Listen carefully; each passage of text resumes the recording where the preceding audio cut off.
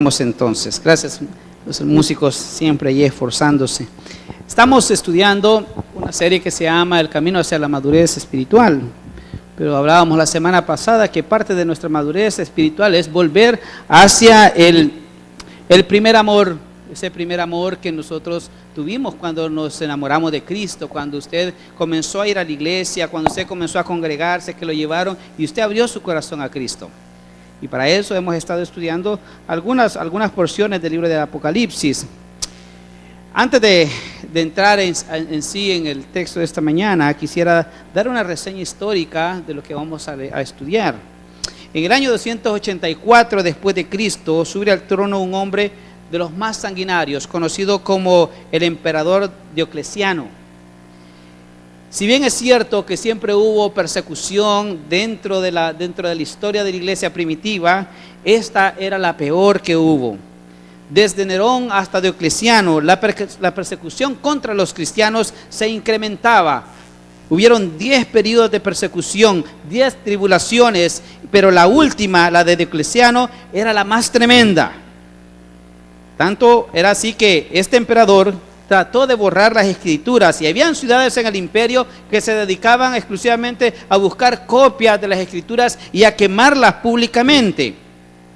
Los cristianos en ese tiempo eran llevados a los anfiteatros para ser devorados por los leones. Algunas veces fueron crucificados, envueltos en pieles de animales y tirados a los perros salvajes, quienes los torturaban hasta la muerte. Los usaban como antorchas humanas para alumbrar las calles de la ciudad. Se cree que en ese periodo de la historia murieron 5 millones de creyentes a través o por causa del testimonio de Jesucristo. Es una persecución muy grande, cosas que casi nunca hablamos en la historia de la iglesia, y casi nunca la historia moderna no le pone mucha atención a esos datos, y creemos que todo el tiempo la iglesia ha sido como la conocemos, cómoda, con libertad de expresión y con un ejemplar de la Biblia. Nunca fue así. En el principio no era así. Nuestro estudio de hoy se titula Una iglesia sufriente. Acompáñame por favor ahí en su Biblia, en el libro del Apocalipsis capítulo 2 versículo 8.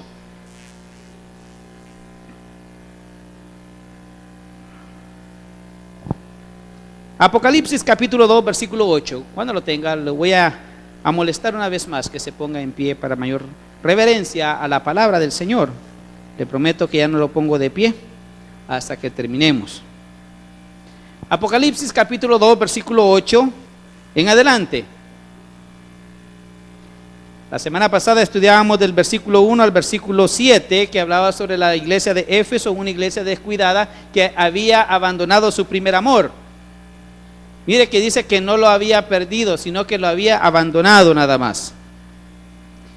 En este caso vamos a ver una iglesia que sufre, una iglesia que es perseguida, una iglesia que a pesar de todo se mantiene fiel. Y Jesucristo le dice, sé fiel hasta la muerte.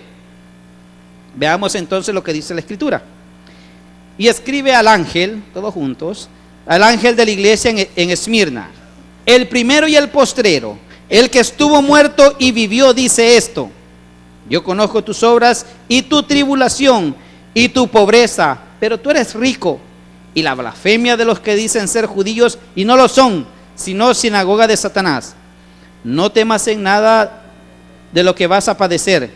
He aquí, el diablo echará a algunos de vosotros en la cárcel para que seáis probados, y tendréis tribulación por 10 días. Sé fiel hasta la muerte, y yo te daré la corona de la vida. El que tiene oído, oiga lo que el Espíritu dice a la iglesia. El que venciere no sufrirá daño de la segunda muerte.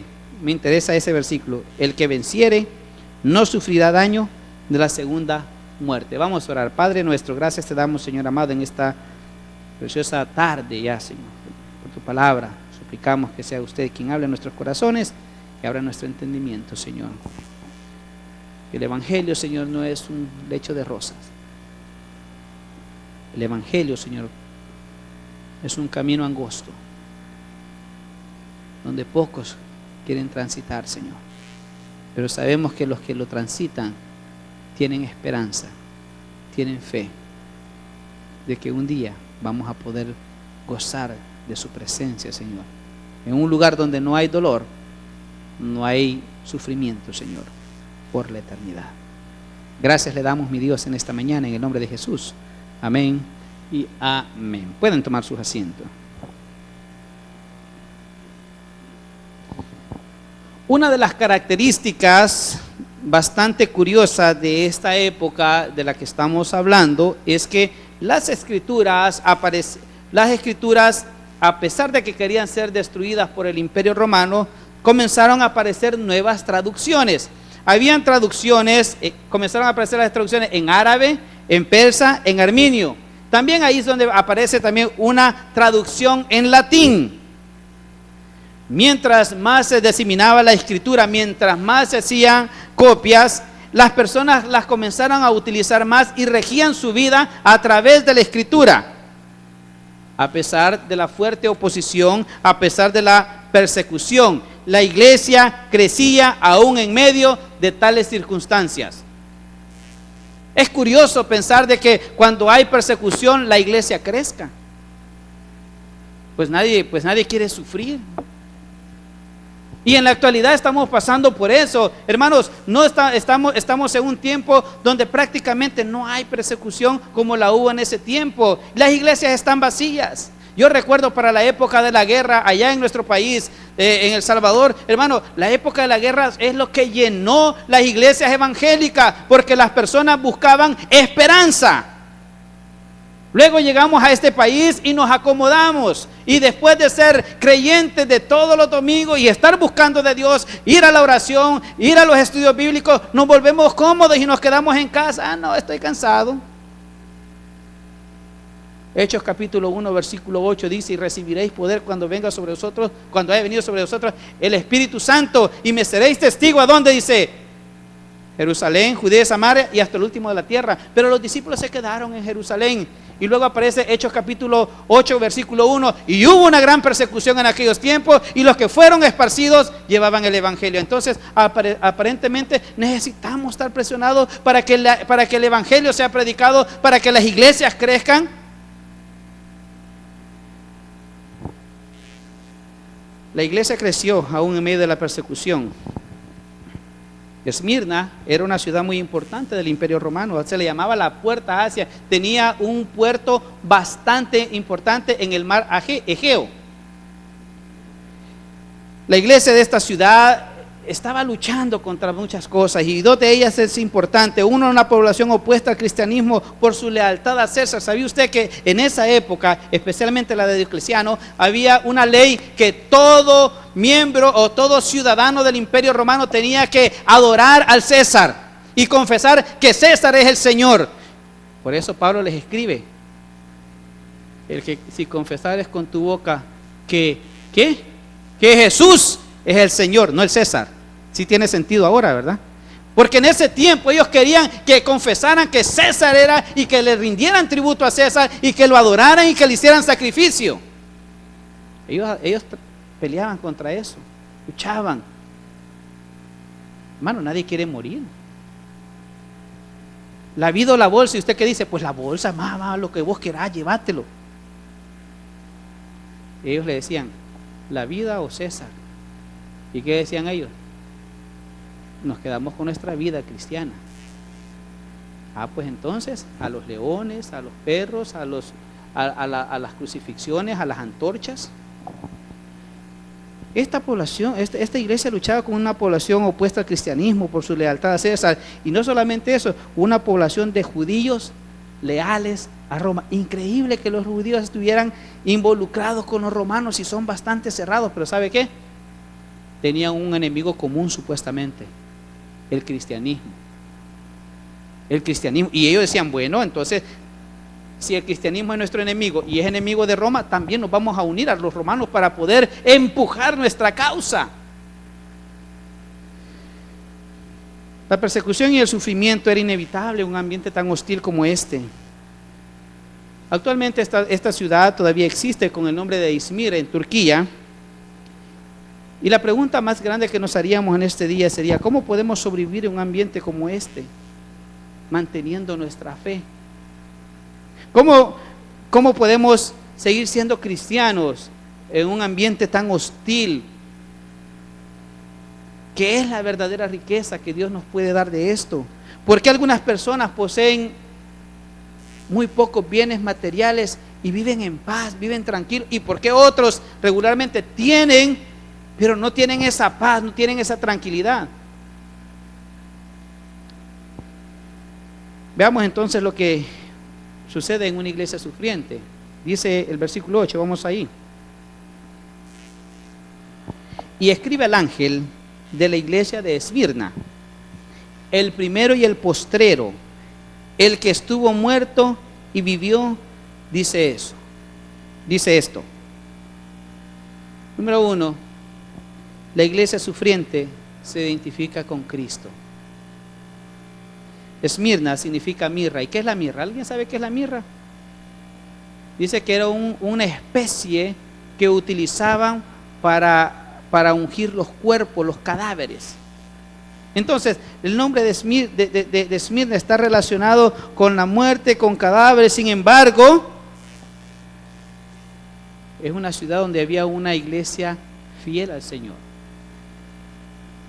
Por esta razón, Cristo empieza diciendo el primero y el último. ¿Sabe por qué?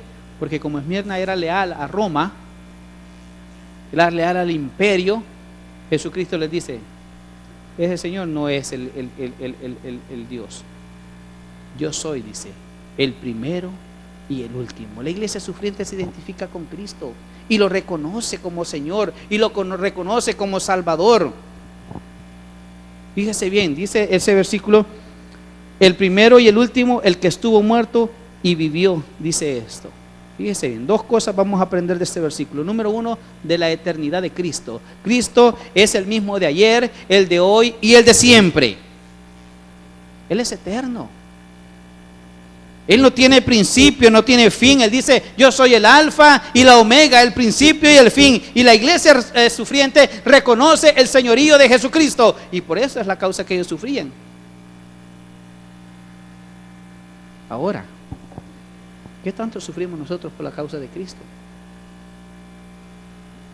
¿Qué tanto nosotros nos identificamos con el señorío de Cristo? Porque déjeme decirle que cuando usted recibió a Cristo, usted no solo lo recibió como Salvador de su vida, sino que también lo reconoció como el Señor de su vida. Y si Él es el Señor de su vida, entonces honrémoslo como Señor de nuestras vidas. Primero, se identifica con la eternidad de Cristo. Segundo, se identifica con la pasión de Cristo. Dice: el que estuvo muerto y vivió. La muerte y la resurrección de Cristo. ¿Sabe usted por qué a Pablo lo querían matar los judíos? Porque hablaba de un Cristo resucitado. Y a los demás por el mismo Cristo resucitado. Y sufrieron por el Cristo resucitado.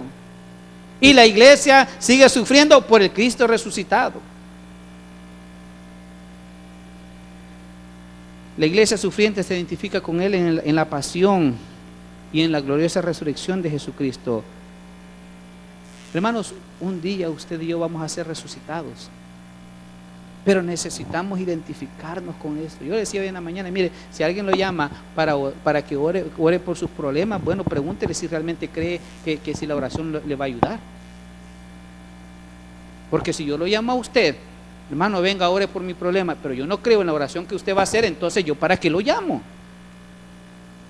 De igual manera, si usted es cristiano, usted tiene que creer en la resurrección que Cristo nos va a dar a cada uno de nosotros en el tiempo.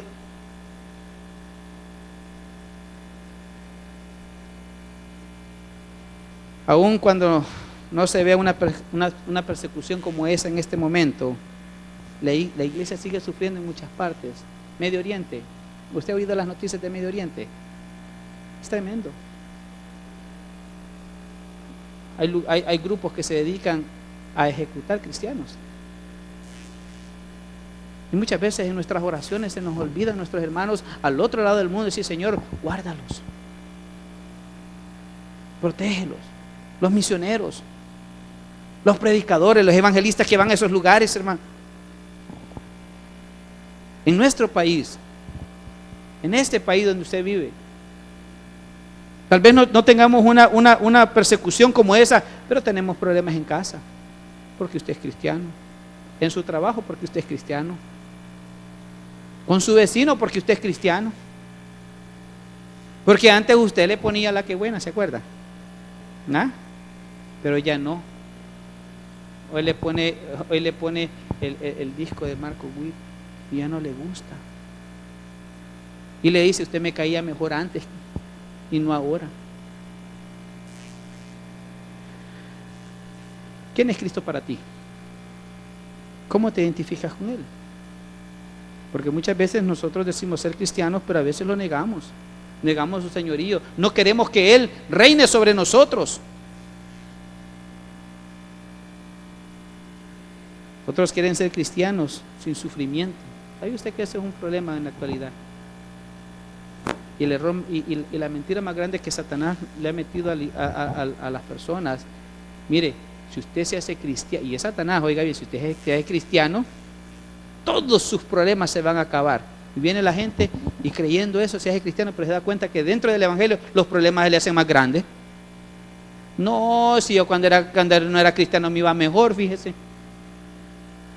¿Por qué? Porque no funciona así. Jesucristo dijo, en el mundo tendréis ¿el qué? ¿Felicidad? Es aflicción, hermano. El evangelio no es un lecho de rosas donde todo el tiempo va a ser amor y paz. No, hermano, el evangelio es un camino difícil, pero que al final tiene una recompensa. Al final tiene una recompensa. Yo le decía a los jóvenes este viernes, el evangelio va a ser difícil porque no concuerda con la corriente del mundo. Ahorita usted está aquí. ¿Y para qué vas a ir a la iglesia vos? No, hombre, estás loco, yo mejor me quedo durmiendo. ¿Sabes qué? Mejor vamos a la playa con este calorcito, mira. Cualquier parecido, hermano. Si usted vive en paz y todo le sale bien y dice que es cristiano, hermano, y no hay nada de oposición, pregúntese si realmente está viviendo conforme al evangelio. Porque si usted es cristiano, usted va a tener oposición en cualquier parte, cualquier lado. Claro, Dios le va a ayudar a salir adelante. Romanos 8:28, sabemos que los que aman a Dios, todas las cosas le ayudan para bien. Este es conforme al propósito para el cual fueron llamados. Y todas aquellas cosas que sufrimos y todo, Dios las va a utilizar para hacernos crecer. Ya vamos a hablar sobre la tribulación. Mientras usted no entienda de qué ha sido salvo y las consecuencias, realmente usted va a tener un problema para poder caminar en honestidad con Dios. Cualquier problema lo va a hacer tambalear. Yo le pregunto, ¿de qué fue salvo usted? No me diga sus pecados, hermanos, no quiero saberlos. Ni usted quiere saber los míos, le aseguro que no los quiere saber. ¿Por qué?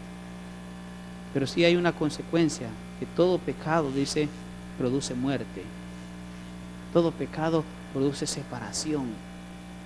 Todo pecado lleva al infierno. Y fíjese bien, cuando nosotros entendemos que Dios nos ha rescatado del fuego del infierno, es bastante para darle gracias a Él. Es bastante para decir, Señor, gracias, porque un día tú apareciste en mi vida y me rescataste de eso. Tal vez en el camino, ahorita dice, no, pues yo ahorita estoy bien, sí, pero ¿qué tal de la eternidad? Si comparamos el sufrimiento que nosotros te llevamos en esta tierra, se dará cuenta que es un sufrimiento temporal, que un día se va a terminar. Por ahí hay un dicho bastante bonito: no hay mal que resista 100 años, ni cuerpo que lo resista. ¿Verdad que sí? Juan 3:16. ¿Se da cuenta? No hay, hermano, un problema que dure toda la vida. Todos los problemas se resuelven, o simple y sencillamente dice el Señor, ¿sabes qué? Ya estuvo, se acabó. Si comparamos eso con la condenación eterna, no es nada. No es nada. Yo lo comparo como cuando usted va al dentista, por mi experiencia con el dentista. A usted le duele la muela, ¿verdad que sí? Y le duele. y viene la doctora y le saca una pequeña jeringa. ¿Y usted qué es lo que usted dice? Me va a doler. Sí, le va a doler un momentito, pero después que le pone la anestesia, ya no le duele. ¿Verdad que ya no? Ya no le duele. Y dice, bueno, y de la misma manera, lo que sufrimos en este momento es algo bastante temporal, que se tiene que terminar y que un día Cristo le va a poner fin a esto. La iglesia sufriente se identifica con los sufrimientos de Cristo, con la gloriosa resurrección que Él tiene para cada uno de nosotros. El problema es que a veces no queremos pagar ese precio. Ay, hoy no voy a ir a la iglesia, está haciendo calor y el aire de ahí no sirve.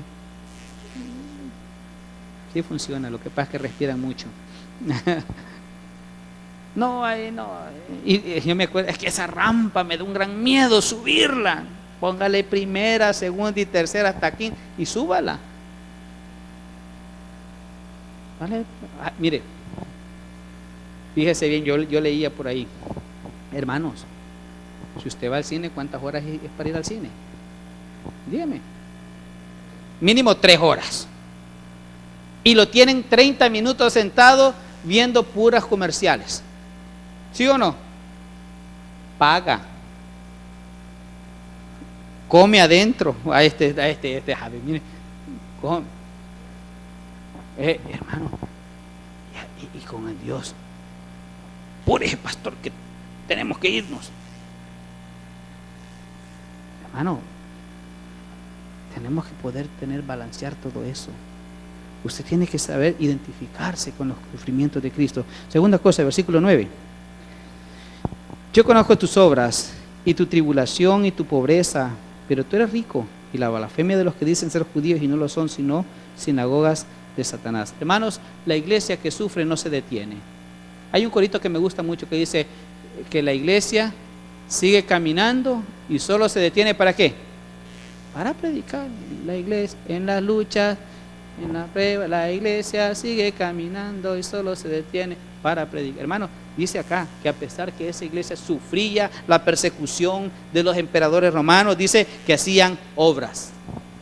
¿Y cuál era la obra que ellos hacían? Evangelismo. Evangelismo. Porque ellos no los van a meter presos por estar en un lugar encerrados orando y cantando. No, los metían presos porque iban a la calle y le decían: ¡Hey, Jesús es el Señor! Por eso los metían presos. No se detenía. Dice: yo conozco tus obras. ¿Conoce Dios tus obras? ¿Son tus obras de acuerdo a lo que Dios quiere que hagas?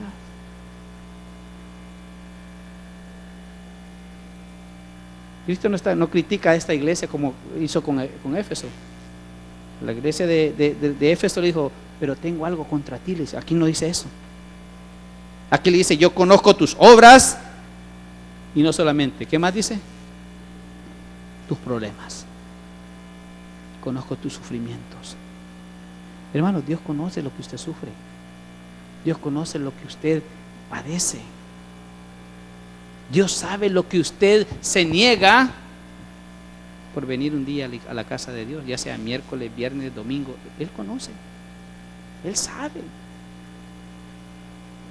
Él dice: yo conozco el esfuerzo que estás haciendo. Yo conozco lo que te estás negando para servirme. Luego dice ahí el versículo: y tu pobreza, pero tú eres rico, dice. ¿Sabe usted que nosotros medimos la riqueza en grado de posesión, verdad? Entre más tiene, más rico eres. Hermanos, nosotros, si tenemos a Cristo, lo tenemos todo. Lo tenemos todo. No tenemos, hermano, ahí tenemos vida eterna. La iglesia no se detenía a testificar. Ellos seguían trabajando, seguían llevando a otros a Cristo. Y esto indica que Jesucristo sabe la intención con la que usted trabaja también para Él. Cristo conoce lo que hacemos y la fidelidad de cada uno de nosotros. No le podemos engañar. Él sabe por qué usted está acá. Él sabe por qué los que tocan acá se suben. Él sabe por qué el que predica está predicando. Él sabe por qué el que da clase lo está haciendo. Él sabe por qué el que está parado allá, el que se está soleando allá en el estacionamiento, lo está haciendo. Y Él dice, yo conozco tus obras y conozco lo que sufres por servirme y conozco de lo que te abstienes por servirme y asistir y participar. Él conoce todo eso. Él no se hace sordo al clamor suyo. Él no se hace ciego.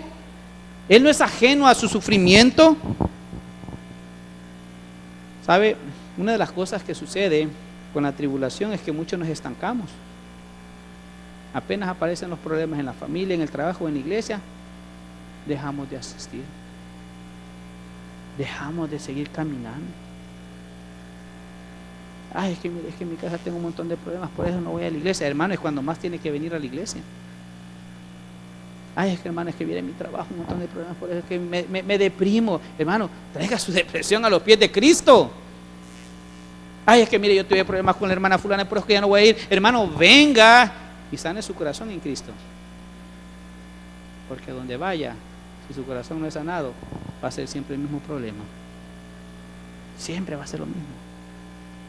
Hablábamos con un pastor esta semana que salíamos a hacer una diligencia y decíamos, es que no es la iglesia, no es la iglesia tal, no, es el corazón de cada uno de nosotros que realmente está pasando por dificultades. Los problemas muchas veces nos desinflan y empiezan cuando comenzamos a ver, ¿verdad?, en la casa, en el trabajo, en la iglesia, y abandonamos las filas del evangelio. Es posible que este día usted esté luchando contra algo en su corazón. Tal vez no es algo ajeno a la iglesia. Por eso dice ahí el versículo que estamos leyendo. Y la blasfemia de los que dicen ser judíos, a veces tal vez no es el problema con la gente de afuera, tal vez es el problema con la misma gente de adentro, con la misma gente que dice que conoce a Dios. Tal vez ese es el problema, pero Dios esta mañana está diciendo, hey, sé fiel hasta la muerte. Y lo dice en el siguiente versículo. Y el que venciere, dice, le daré la corona de vida eterna. No sufrirá el daño de la segunda muerte. ¿Qué nos detiene? ¿Qué nos hace tambalear, hermanos? ¿Qué nos hace desistir en lo que Dios nos ha puesto a hacer? Hermana Amy, voy a dejar de dar clase en la escuela bíblica, fíjate. Es que viera que es bien difícil, hermano, come on. Si a eso Dios te puso. ¿Cuántos han oído aquella preciosa canción, diría yo, no es ni alabanza, de Marcos Vidal, el payaso? Dice que había un payaso en un circo y que hacía los malabares y toda la gente se reía del bendito payaso, pero en su corazón él quería ser malabarista, ¿verdad? Quería andar en la cuerda floja. Y dice que un día llegó el hombre y se subió y comenzó a caminar y no habían puesto red y se cayó. Y dicen que quedó parapléjico en una silla de ruedas y que ya los niños ya no venían porque ya no estaba el payaso, dice. Y luego dice, sería un miserable si yo niego por lo cual Dios me hizo. Dice que cada vez que aún su silla de ruedas cuando ve venir a los niños, se pone la nariz, se pinta y se pone de payaso, dice, porque para eso Dios lo había diseñado a él. Hermano, Dios te ha diseñado para algo importante, no para payaso. Te ha diseñado para que seas el servidor del Rey de Reyes, en el área que Dios te ponga a trabajar, en el área que Dios te ponga a ejercer un ministerio, la escuela bíblica, música, canción, lo que sea. Solo hazlo y no te desinfles cuando las situaciones. Mire, yo admiro nuestro ministerio de alabanza. ¿Usted cree que ha sido fácil poder tener un ministerio de alabanza así de compacto que tenemos ahorita? No, hermano. Hemos batallado por 4 años, pero ahí están. Cuerudos, no se van, ahí están. Saben para qué fueron llamados. Sabe para qué fue. Hermano, los maestros de escuela, hay maestros que están ahí desde el principio. Carapache, cucaracha, la cucaracha usted le pone y sigue caminando todavía. No importa el sufrimiento, perseveremos, caminemos. ¿Qué te detiene? ¿Qué te hace tambalear? Porque huyes de la tribulación. De todas maneras, hermano, fíjate que en este pensamiento, de todas maneras, hermano, adentro o afuera de la iglesia, siempre vamos a sufrir. ¿Sí o no? Adentro o afuera de la iglesia, siempre vamos a sufrir. Solo que hay una diferencia. si sufrimos dentro de la iglesia, tenemos esperanza, y esa esperanza es Cristo. Allá afuera no hay esperanza, allá no hay. Por favor, no pierda Apocalipsis y busque conmigo 2 Timoteo 2:3.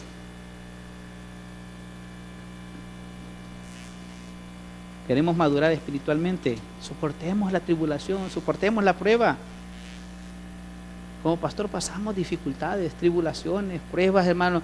Nos pasan por el fuego, por acetileno, nos pasan por todo tipo de ya, pero ahí estamos. Yo quiero animarlo, hermano, que si usted está pasando por dificultades, hermano, luche, siga, no se rinda, camine. Mire lo que dice 2 Timoteo capítulo 2 versículo 3. ¿Qué dice? Léalo conmigo, pues. Tú, pues, no sufras, dice.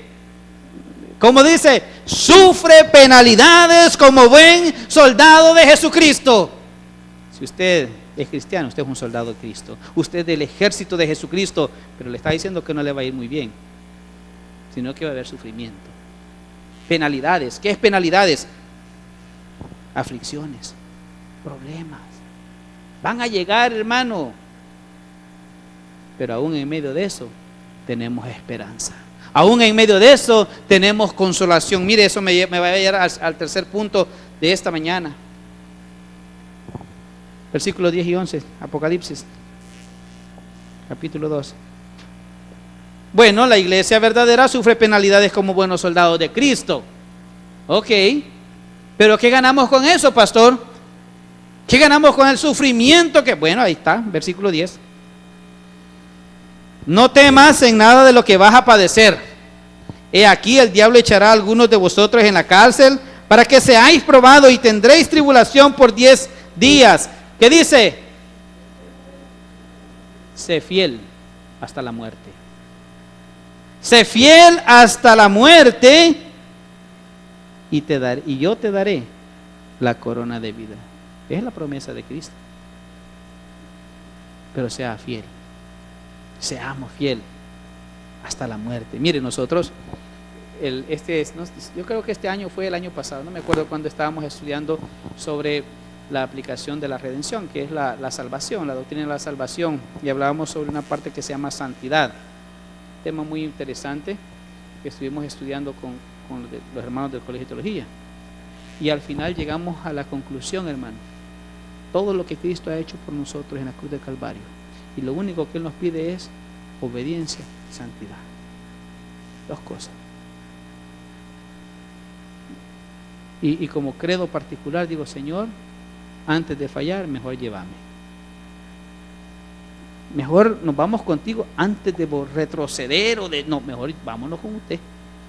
Porque sería una vergüenza como soldado de Jesucristo. Hermano, ¿usted sabe lo que le pasa a los soldados desertores del ejército? Van a una corte marcial, son degradados, son echados sin honor. Mire, el Army, si usted tiene parientes en el Army o usted ha sido del Army, usted sabe que tiene muchas prestaciones. Pues son los soldados de nuestro país que van y nos defienden, tienen muchas prestaciones, pero también tienen el riesgo de perder su vida, el riesgo de perder un miembro de su cuerpo, tiene también ese riesgo. Si usted es del ejército de Jesucristo, no es posible, usted va a sufrir, pero sus prestaciones son para la eternidad. Dice ahí, y el versículo 10 al final, sé fiel hasta la muerte y yo te daré la corona ¿de qué? De vida eterna. La corona de vida. Dios tiene el control. El sufrimiento no es para siempre, hermanos. La enfermedad no es para siempre. Y si no sanamos en esta tierra, vamos a sanar allá en el cielo. Allá, donde dice, donde no va a haber más enfermedad, no va a haber más llanto, no va a haber más lágrimas. Dice, no temas en nada de lo que vas a padecer aquí, el diablo. ¿Usted sabe qué significa diablo? Sí, es mi vecino. Va a decir, no, ese no es su vecino. No es su vecino. El diablo, la palabra diablo significa acusador. Dice, y el acusador los echará algunos en la cárcel. ¿Sabe qué es cárcel? Problemas. Siempre va a haber gente que nos va a señalar, que nos va a producir problemas. Eso siempre va a haber. No se van a acabar, hermano. nos vamos a ir al cielo, Cristo va a venir por nosotros y todavía van a seguir ahí. E incluso en la última guerra van a haber todavía. Siempre van a haber personas que van a estar acusando a los hijos de Dios. Siempre va a haber alguien que lo va a estar señalando a usted.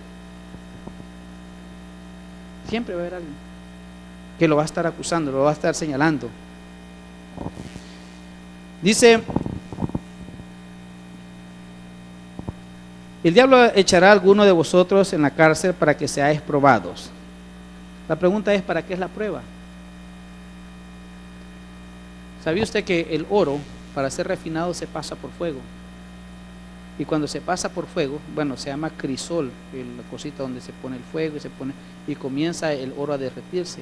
Y cuando comienza a derretirse, comienzan a salir todas las impurezas. Eso se llama escoria, la basura que deja del oro. Entonces la gente lo quitan para que quede el oro refinado. Es como cuando usted está cocinando y usted se ha metido alguna vez a la cocina, varón, ¿verdad?, y le ha querido ayudar a su esposa, y le dice a su esposa: poneme a hervir el pollo, le dice.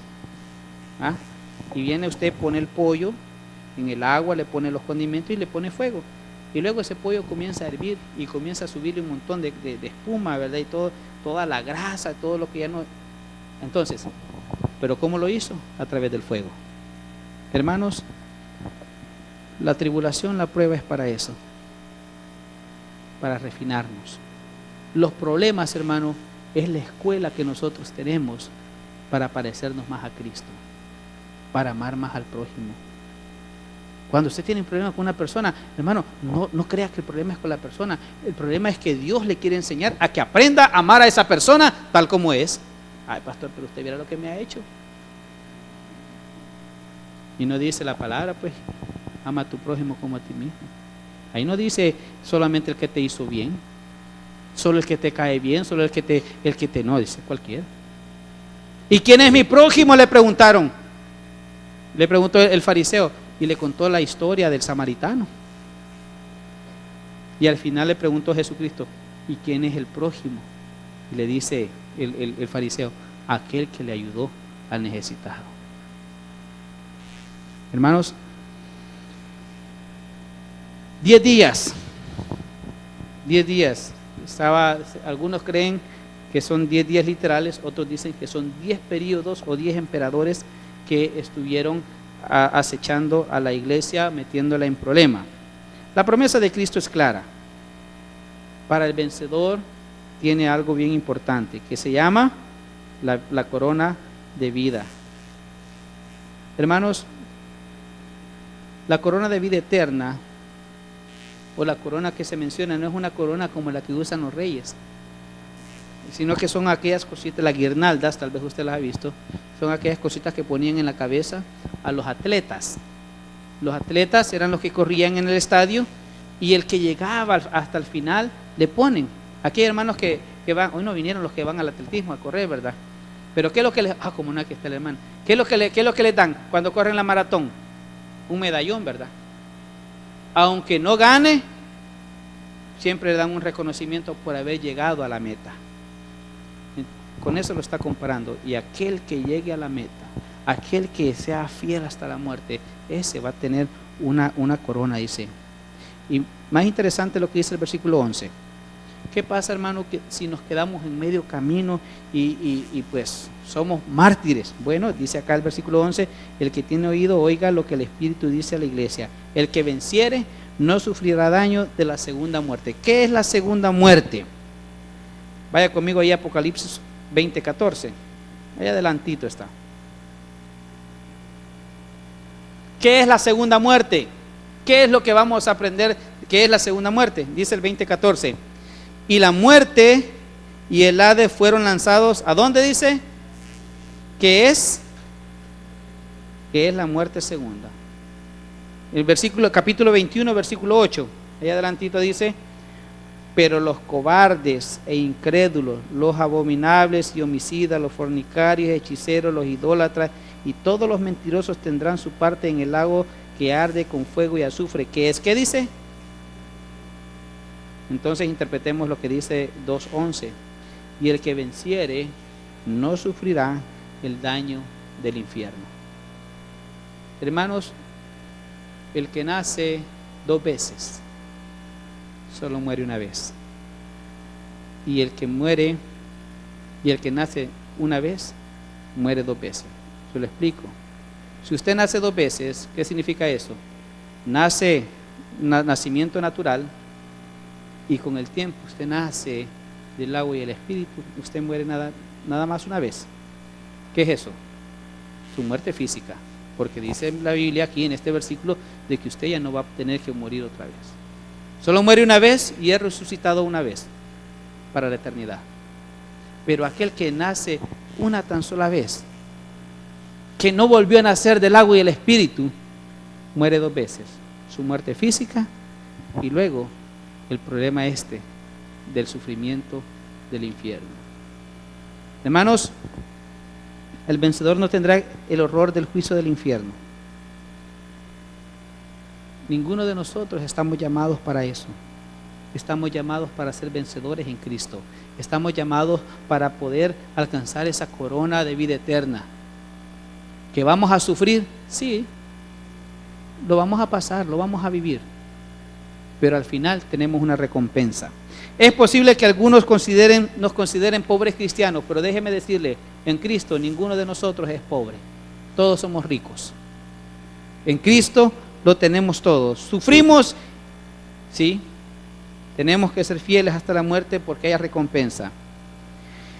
En el año 155, el obispo de la iglesia de Esmirna, Policarpo, de la edad de 86 años, fue sentenciado a morir en la hoguera.